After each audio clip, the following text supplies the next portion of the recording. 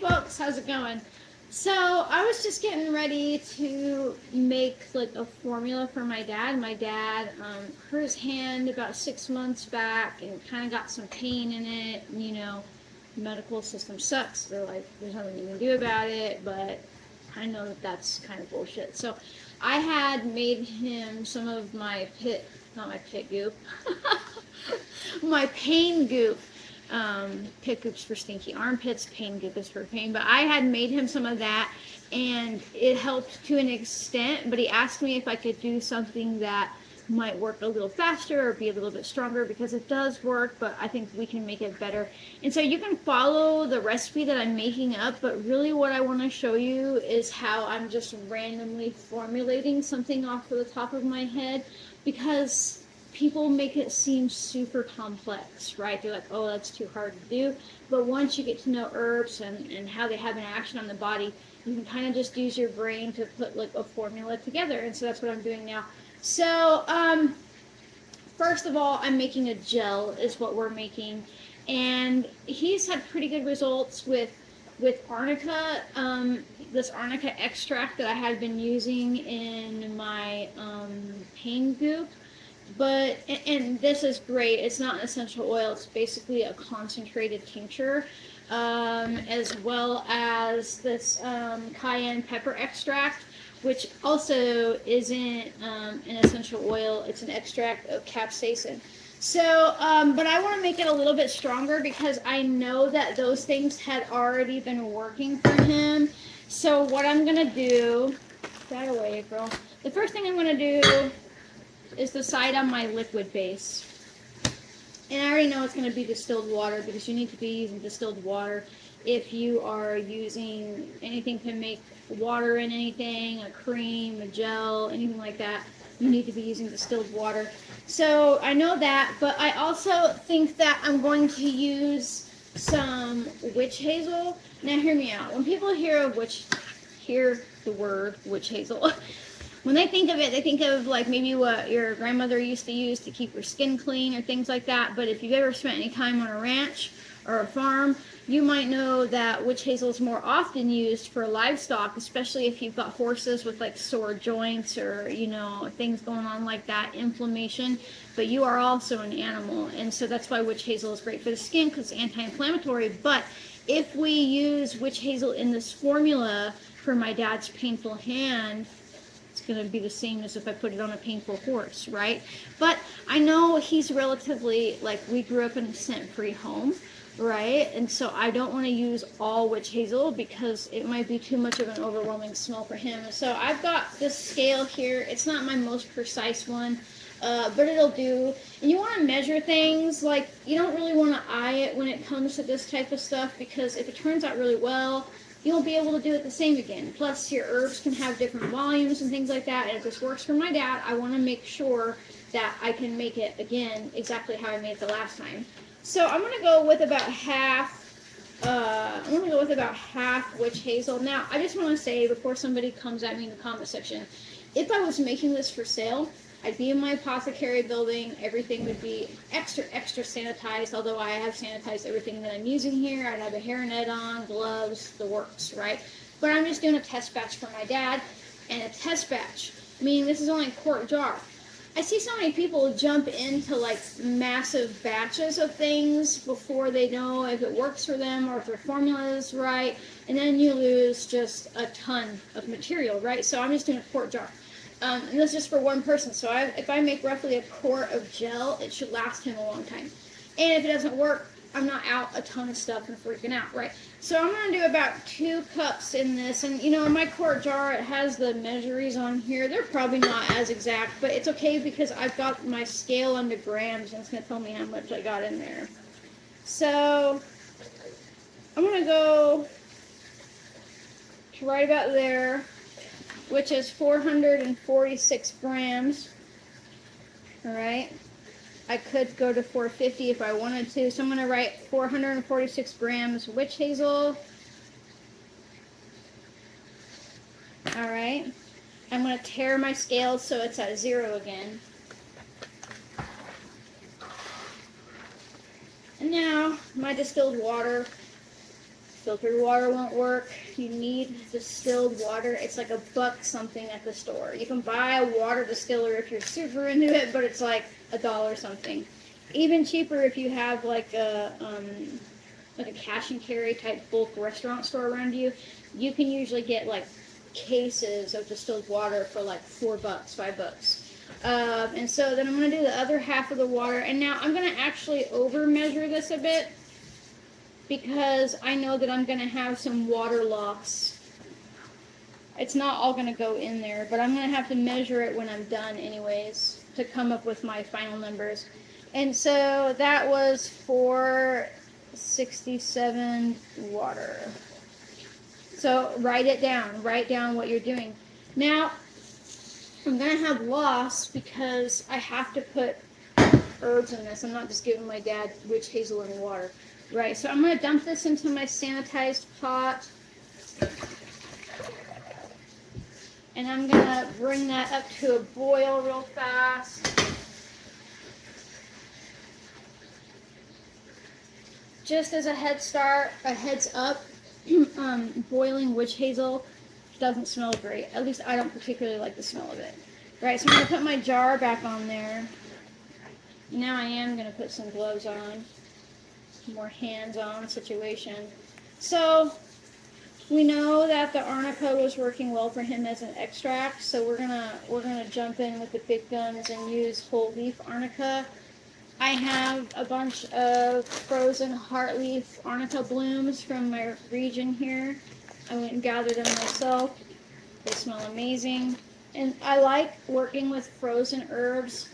I mean, fresh is great too, but what happens when you freeze an herb is that you are breaking the cellular structure. Like imagine when you put a pop or a soda, whatever you call it, in the freezer and you forget about it, it expands and it explodes, right?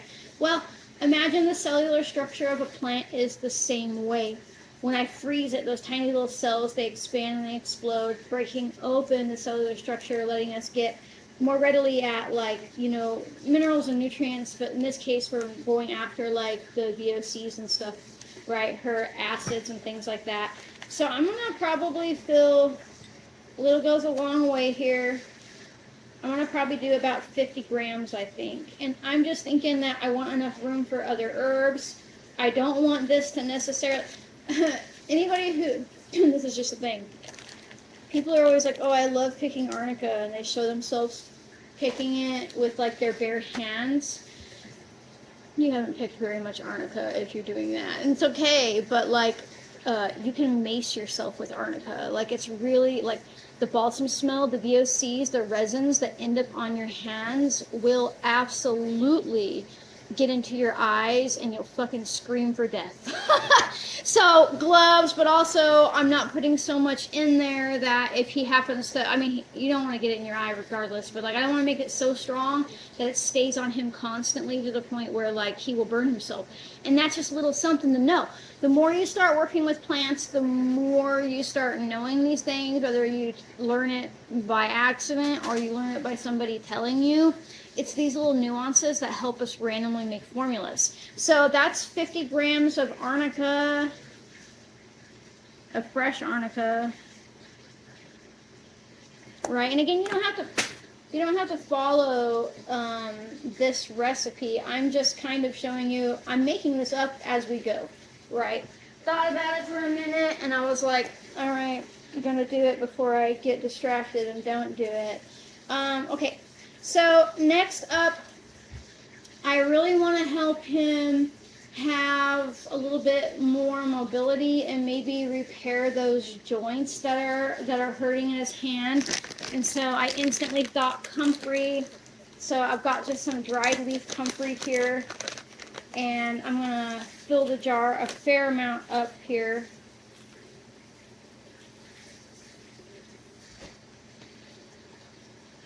It's probably enough. Right there. Okay. So now I've got 40 grams of comfrey. Alright. Now, I didn't fill the jar all the way because I need there to be, oops, not done yet. I need there to be enough room for the liquid, right? So honestly, and this is going to be a lot, and that's why I said I'm going to have some loss. I might end up with something potent that I end up like, let's say together I have roughly 800 grams of liquid that I'm putting into this that might not all fit, but I want to end up with that same amount. After I strain this off tomorrow, what'll happen is I'll weigh my liquid, and then I'll make up the difference with either, probably a split of distilled water and witch hazel, right? So there's, just a little bit of playing and formulation with it. So now I'm going to add some... I'm going to add some vegetable glycerin because I want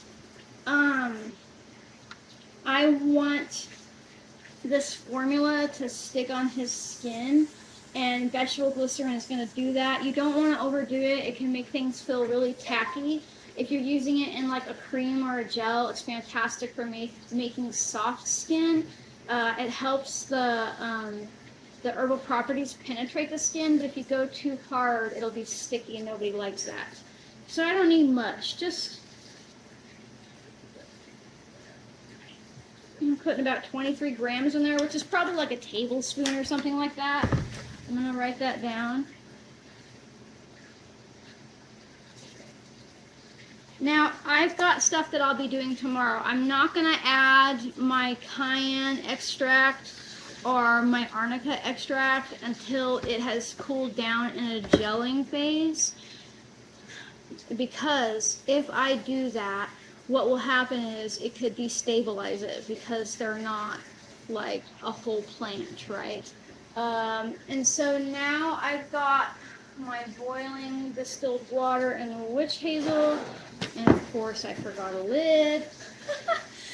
Feel like I'm pretty on top of it, but I wasn't intending to do a video, so the fact that I have even as much stuff prepared as I do is pretty miracle. I probably could use a funnel here, but now I'm just going to pour this over top.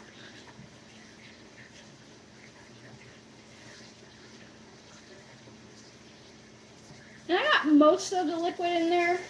What I'll do is calm down. What I'll do is give it a stir. See all that air coming out? I'm going to be able to fit it all, so I might not have... Well, you're going to have some absorption rate, and unless you have a press, I have a hydraulic press that I've converted into like a tincture type press in the apothecary, but tomorrow I'm probably just going to squeeze this out by hand. You got to assume that you're going to lose some liquid. You gotta assume that you're gonna lose some liquid because you're gonna, because the plant matter is gonna soak it up, right, like a sponge. So I got all of it, but maybe I should have been looking at what I was doing here and there. I just dumped the rest on the counter. I got maybe everything but half a cup of it in there. My goodness, I am on top of it. For my brain being damaged by mold, I'm allowed to just dump some water on the counter every now and then. So now I'm going to put a cap on this and let it sit until tomorrow morning. Let me grab a cap.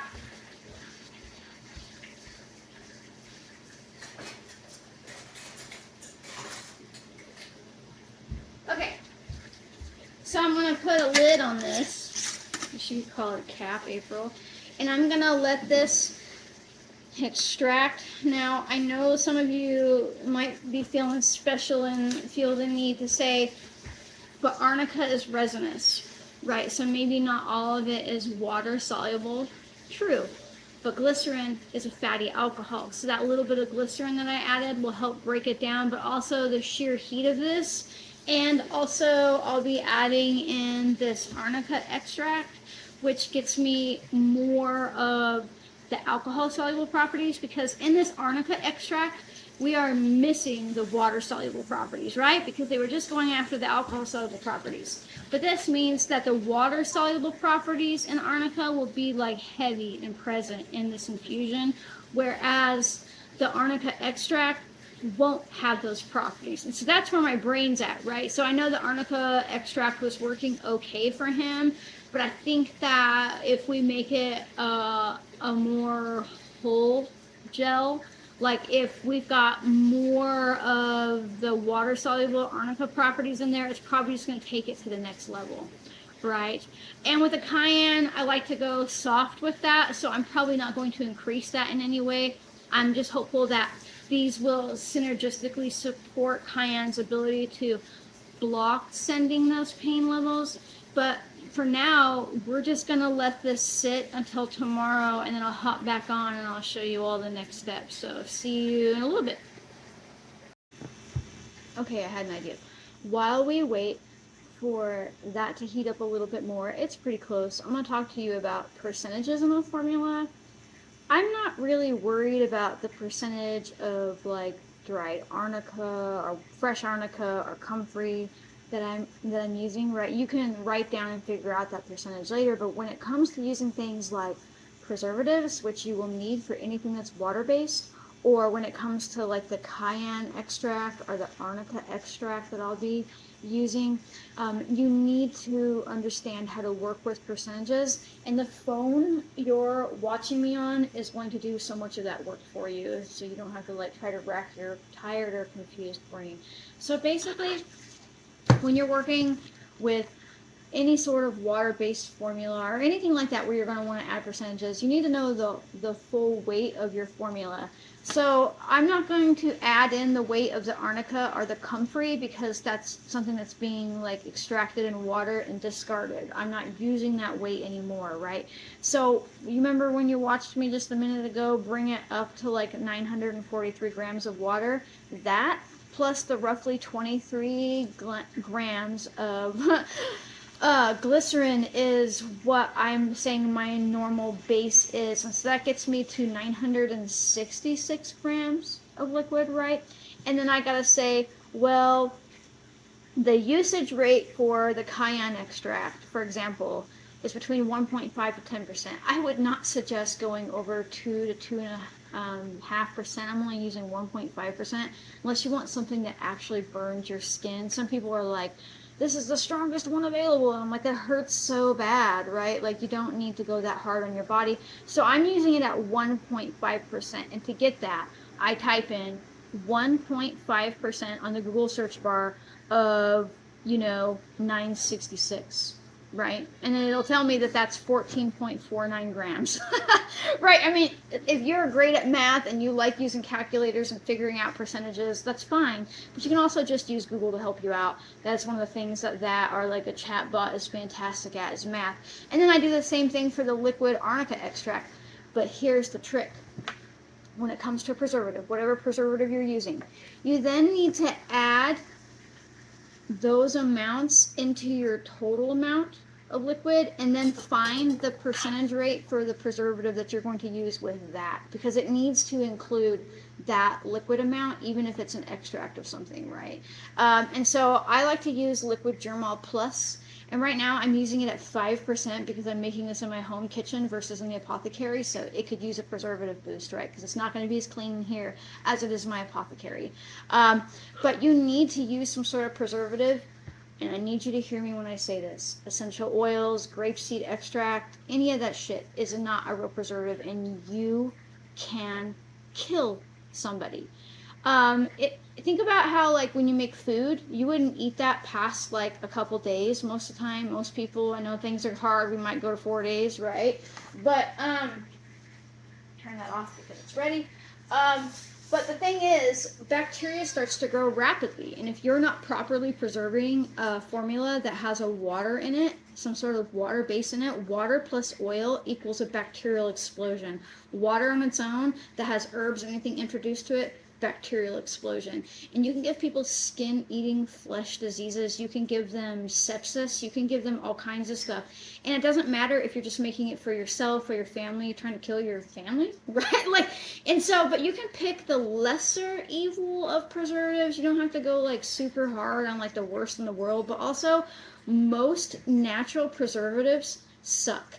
Like when you're like, oh, well, that's made from radishes or that's made from this. Well, usually it's only preserving against yeast, our bacteria, our fungal growth. It's not doing all three. So you end up having to add like 3 or more of something which is crazy because then you end up with way more preservative than if you would have just used like 5% of a broad spectrum preservative like Liquid Germall Plus. Plus, those natural ones tend to split formulas. I hate them. That means you'll have a nice, beautiful, silky cream, and then you'll add your preservative, and then it'll curdle. Right, and then they're like, oh, well, you need to add this chemical and that chemical to stop that from happening. I'm like, or you could just use something that's more stable, right? But you don't have to do this if you're just working with an oil base, right? If there's no water involved, oil can go rancid, but the preservatives won't stop it from going rancid, right? It's not really the point of a preservative. In that case, you would need antioxidant things. But yeah, so you've really got to figure out your percentages, and it'll look like chicken scratch at first, but then I'm making this formula, and then I can come over and I can nail it down. I can say, well, that was a little sticky, so I'm going to pull back on the glycerin, right? Or the gel was a little thick, so I'm going to cut back on the heck. Or I need it to be thicker, so I'm going to add more heck, right? You see how that kind of works? So allow yourself to like adjust with it. Don't be afraid to use Google in regards to finding like how much of a percentage you need to add to a formula. But that's more on like the chemical preservative end and figuring out what herbs go into it. But it is a thing to know, because eventually as you grow and you get out of making just like tinctures and oil infusions, you might want to try a cream or a gel or a body butter that has water in it, or something like that. And knowing how to figure out percentages is important. I mean, for me, knowing is Google. I mean, I guess I can sit down and figure out all the percentages on paper, and some people will laugh at me and feel superior because they're like, oh, I can do it off the top of my head. But, like, I don't risk mistakes if I have something smarter than me in that way, such as, you know, a computer do it. Anyhow, okay, so next what we're going to do is put some gloves back on.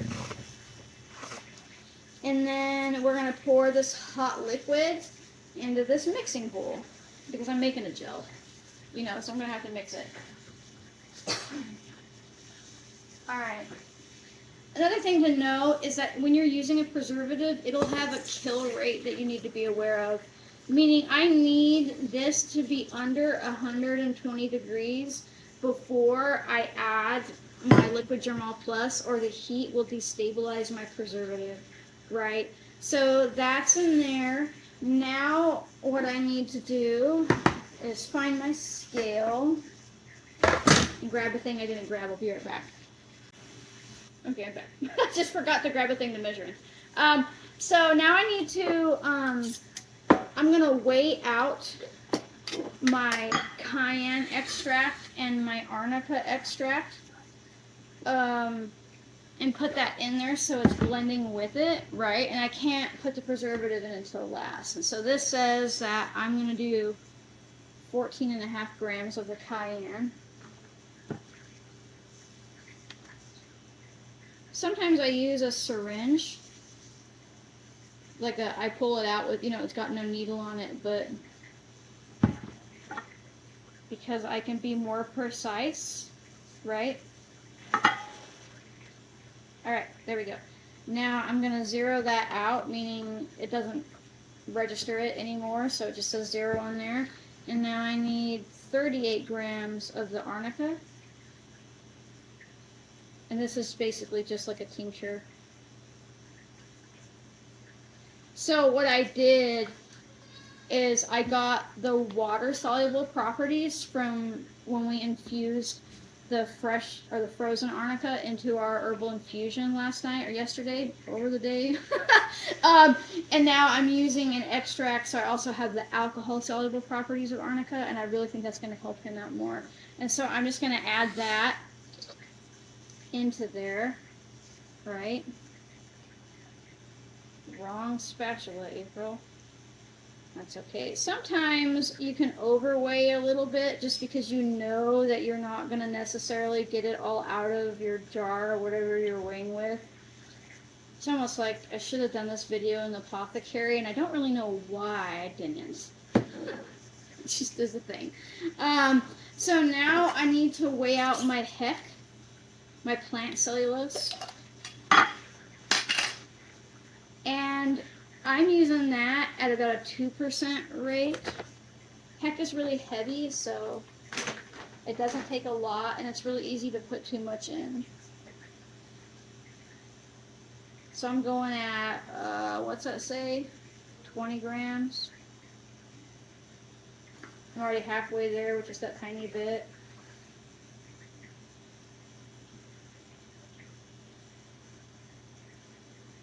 You can also use heck in like creams as a stabilizer.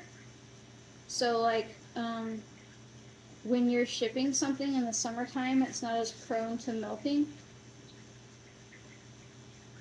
Alright, 20.36. It's so heavy that you just have to just barely... Alright, there we go. Alright. I'm not going to add this until it starts whipping, because it'll just sink like a rock to the bottom, and it won't mix well.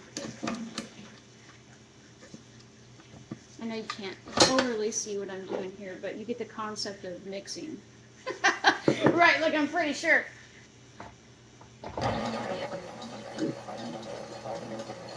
So I'm just going to gently add in my head. And see in about half an hour, maybe an hour, depends. It'll get there and we'll show you. Okay, it has gelled up, and I'll show you that in a minute. Now I'm going to throw a curveball at you. A lot of people think about alcohol as drying to the skin. True enough.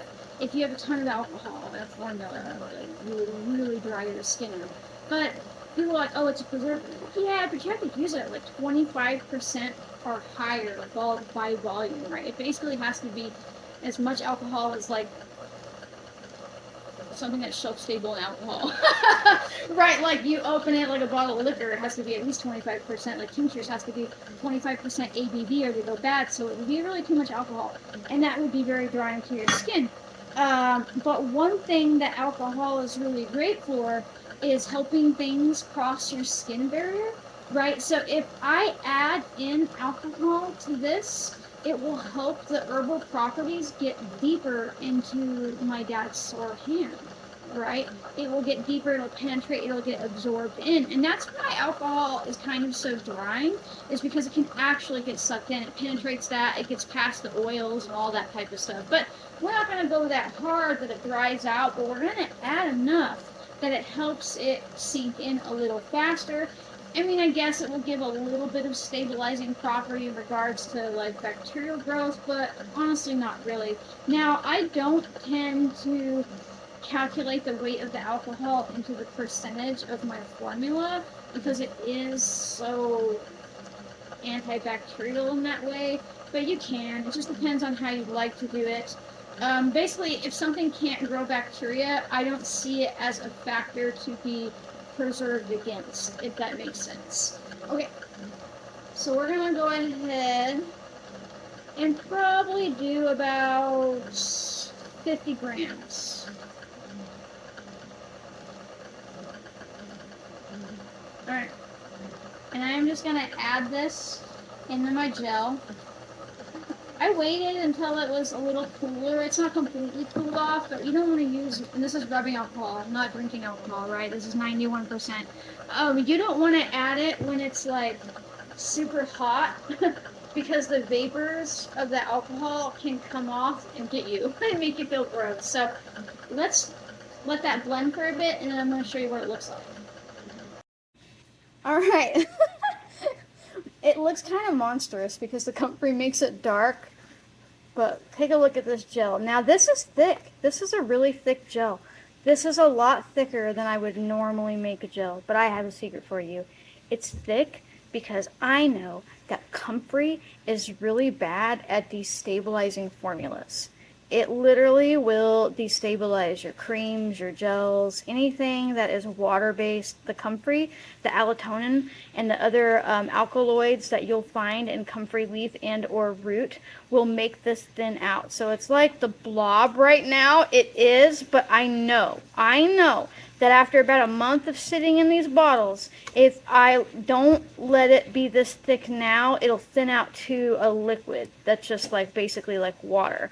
So I make it extra thick, I make it extra thick because I know that comfrey is going to mess around like that, right? And that is another part of learning how to formulate. At some point, something's going to go wrong for you. Something will destabilize, something won't work, and you've got to be curious about the why. And once you realize that it's something like comfrey, it's one of the plant's compounds because you're working with whole plants, you'll know what to do. And in that case, I make it, 2% heck instead of 1% like I would with normal gels. Now, I need to add, here it is. No, that's not it. Here it is. I need to add my preservative now. So this is my liquid Germall Plus. And I'm going to go ahead and add that now. And then I'm going to mix it for another 15 minutes.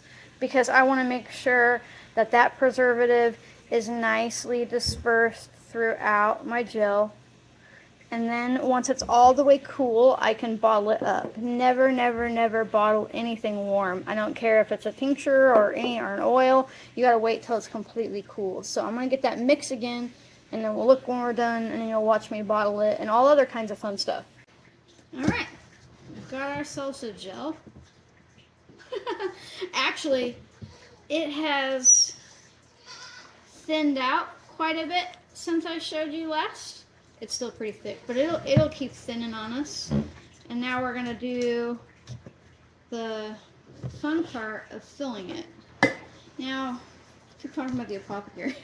I got a machine down there that does the stuff for me, but when I'm doing it by hand, if you live anywhere like rural where you can like access livestock stores, or you can buy these online too, I highly suggest buying a bunch of these like sterilized or boxes of these big syringes. Now you can get different tips. Sometimes if I had a cone tip one, that would work a little bit better. They don't need needles on them, obviously, and they're really fantastic way, and you can reuse them, you can wash them. It doesn't have to be one use just because it's plastic. That's your choice.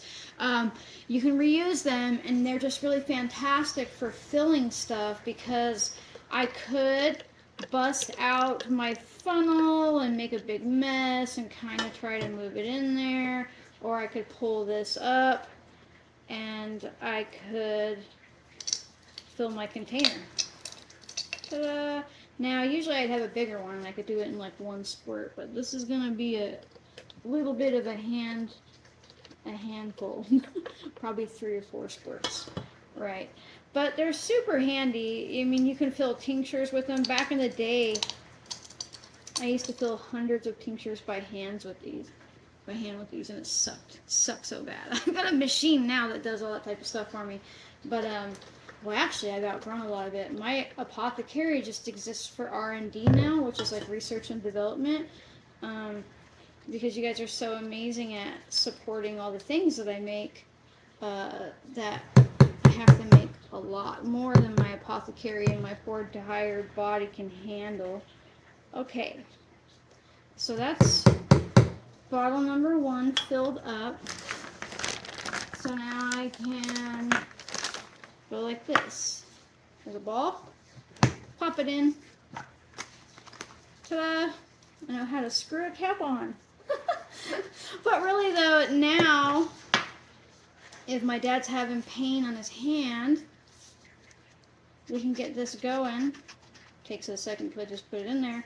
And see, the gel goes on there, and it's not super thick. It is thick, but because the ball just swips around. Is that a word? Swips? I like it. Because the ball just swips around, it just puts it where you need it, and you won't even notice how thick it is, right? Just like that. Now, if I had a sore hand, now the cool thing about this formula, I was thinking about, I don't just want to like numb his pain. So like the way cayenne works is basically it stops your nerve endings from sending pain signals, and it does that by like causing so much pain on your nerve endings that it overwhelms the system. That sounds freaky, but a lot of topical things work that way. But I also know that he's going to be using this on a regular basis to help with his pain. And so the fact that I put comfrey in there, I actually want to do more than just block the pain. I want to probably help support, that sound great, some of maybe the damaged ligament that he has going on. Maybe he has a cracked bone, something like that. And so if he's applying this topically for pain relief, he's also by proxy using the comfrey, which is really rich in allotonin and other alkaloids that stimulate like new cell development, new cell growth, new skin growth, can help with a lot of damage all the way down to broken bones. Comfrey is amazing, right? And so sneaky actually healing the problem versus just masking. Whoa! Punch myself in the face. Oh, I left it in the video, 100%.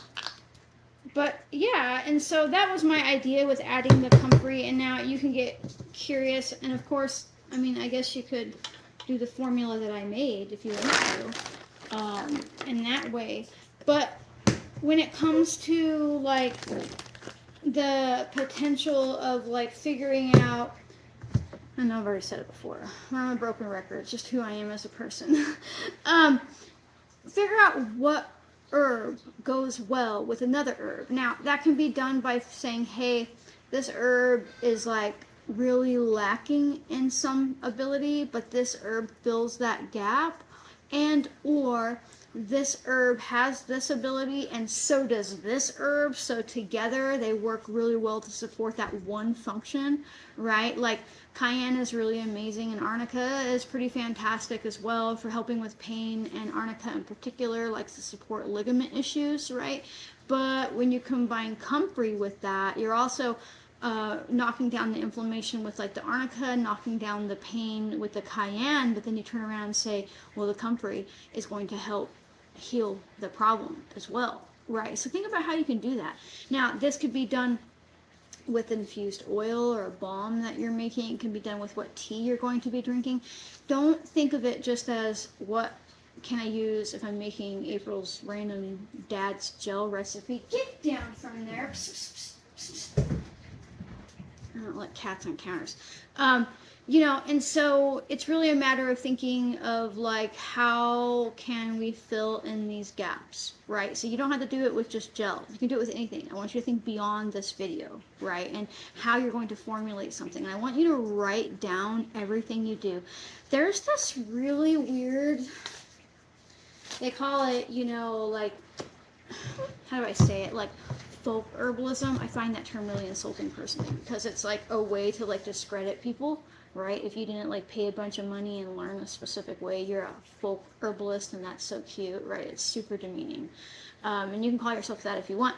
But there's this weird thing in the folk herbalist movement where like they fight against keeping records, or like doing anything like in a clean way, or like doing anything the same way, right? Like, why do you think that it somehow takes your magic or takes your ability away when you like write down your formula? Actually, it makes you a better herbalist, because you won't know what works well the second time, right? Like the first time this worked really well, but if I didn't write it down, I could like kind of figure out what I did, but it wouldn't be exactly the same. It would not be the same. And what if these exact ratios are what my dad needs, or what whoever you're giving it to needs, and if it went one way or the other, what if it didn't help him, and what if it harmed him, right? And so write down everything you do. Start keeping records of what you're making. Start paying attention to what you're doing, and then you can modify it. So if he tells me that this worked a little bit better, but it still wasn't strong enough, I can say, all right, well, let's bump the cayenne up to 2%, see how that does. But nothing else changes. And if that does it for him, then we know it does it. But if that doesn't help him, okay, so it's not the pain blocking aspect that isn't working. So maybe I need to put more arnica in there. Maybe I need to add an entire another herb like willow bark. Maybe I need to, but I won't know, or I won't have a foundation to build off of to make this better for him if I don't write down what the hell I'm doing, right? And then you can repeat it. Once you fine tune it, you can repeat it for infinity, the same exact every time, and that's how you become a better herbalist. Right, and that's how you just end up making like better formulas, and you end up like seeing how far you've grown.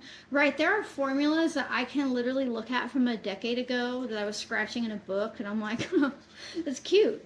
Right, like I've come a long way. And I'm not like mocking myself. I was doing a really good job for where I was at that time. Right, but now I can look at it and be like, well, that went wrong because of this, this, this, and this, and this, because trial and error, and because I tracked it. I tracked it. Plus, if you decide one day that you want to start selling herbs, don't listen to somebody who says that you're too small to have to follow regulations and keep records. That's a lie. They are lying. They don't know what they're talking about. You have to keep records from day one.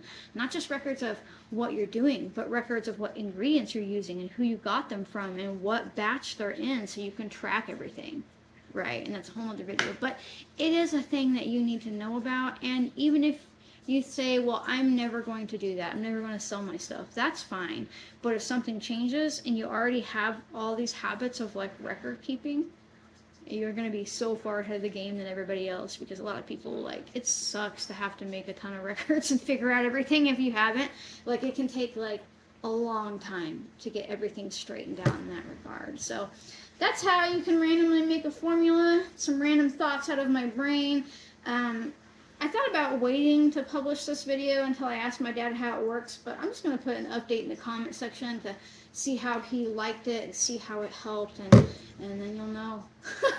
So, if you'd like to support my capacity to make these random videos where I'm just kind of showing you how I do things and just being a human and tripping over my words and just existing in general, consider becoming a member. It's just a way to throw me a couple bucks a month. There's nothing hidden behind a paywall. You do get early access to these videos as I'm able to upload them, but if you can't afford to pay, I don't even want you to worry about it, because I release them on the weekend no matter what. So it's not a paywall, it's just a little tiny time wall. Also make sure that you like, comment, subscribe, turn on notifications, and share. Sharing is super important because it helps other people realize that they are also smart enough to do this, right? That really wasn't that hard. I talked a bunch, so it made the video a little bit longer, but I feel like that you grasp the concept of like how to make a formula, and I hope that you'll get brave, and I hope that you'll get out there and you'll do this and you'll try this and you'll write things down and you'll just